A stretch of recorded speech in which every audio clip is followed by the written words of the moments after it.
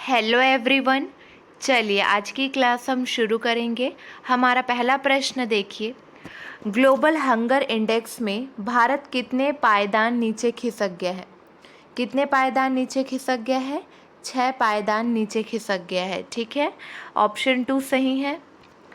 चलिए अगला प्रश्न देखिए, ग्लोबल हंगर इंडेक्स 2022 की लिस्ट में भारत को कौन सा स्थान मिला है? सही जवाब है ऑप्शन 3, 107वां स्थान मिला है। ठीक है, पड़ोसी देश पाकिस्तान, बांग्लादेश और नेपाल इस सूची में आगे हैं, यानी इन देशों की स्थिति भारत से बेहतर है। पाकिस्तान की रैंकिंग 99, बांग्लादेश की रैंकिंग 84, नेपाल की रैंकिंग 81 और श्रीलंका की रैंकिंग 64 रही है। अफगानिस्तान ही है जो 109 रैंक के साथ भारत से पीछे है। चलिए ध्यान देंगे, कुल 121 देशों की इस लिस्ट में भारत की रैंकिंग लगातार गिरती जा रही है। पिछले साल के मुकाबले भारत 6 रैंक नीचे फिसल गया है।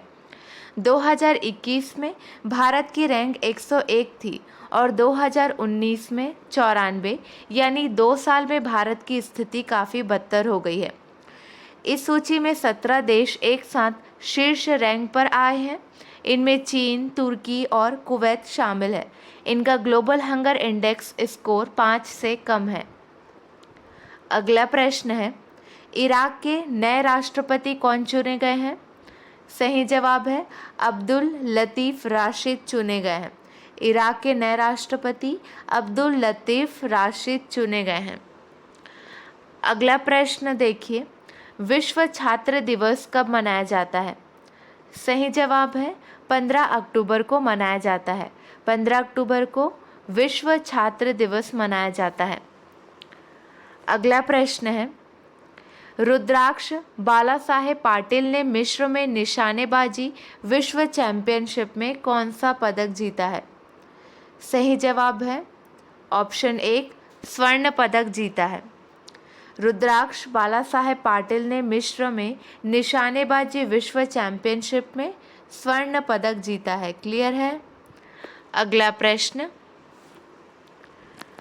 किस राज्य की सरकार ने मुख्यमंत्री स्वास्थ्य बीमा योजना शुरू की? सही जवाब है ऑप्शन 2, नागालैंड सरकार ने। नागालैंड सरकार ने मुख्यमंत्री स्वास्थ्य बीमा योजना शुरू की है। अगला प्रश्न है, अक्टूबर 2022 में किस देश ने सफलतापूर्वक पहली सौर वेधशाला कुआफू 1 लॉन्च किया? सही जवाब है चीन। अक्टूबर 2022 में चीन ने सफलतापूर्वक पहली सौर वेधशाला कुआफू 1 लॉन्च किया।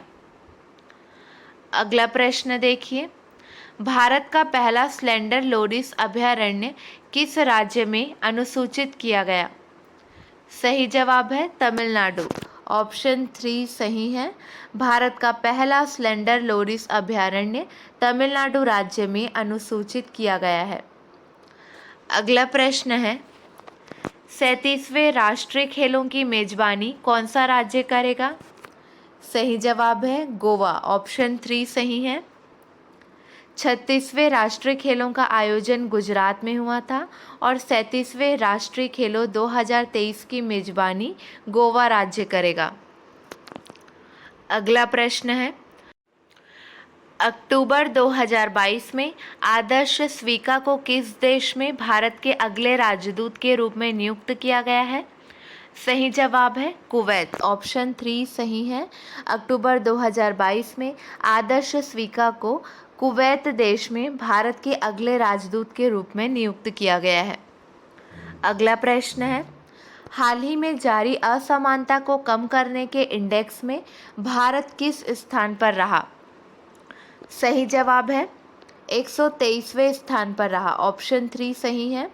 हाल ही में जारी असमानता को कम करने के इंडेक्स में भारत 123वें स्थान पर रहा।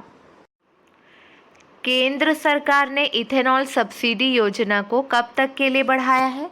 सही जवाब है मार्च 2023 तक के लिए बढ़ाया है। केंद्र सरकार ने इथेनॉल सब्सिडी योजना को मार्च 2023 तक के लिए बढ़ा दिया है।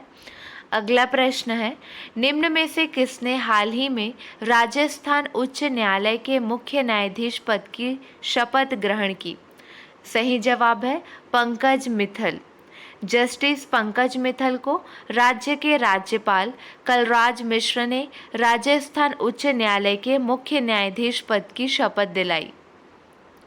अगला प्रश्न है, देश की पहली स्वदेशी परमाणु पनडुब्बी जिसका हाल ही में सफल परीक्षण किया गया है, इसका नाम क्या है?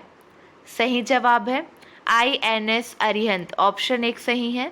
देश की पहली स्वदेशी परमाणु पनडुब्बी जिसका हाल ही में सफल परीक्षण किया गया है, इसका नाम INS अरिहंत है।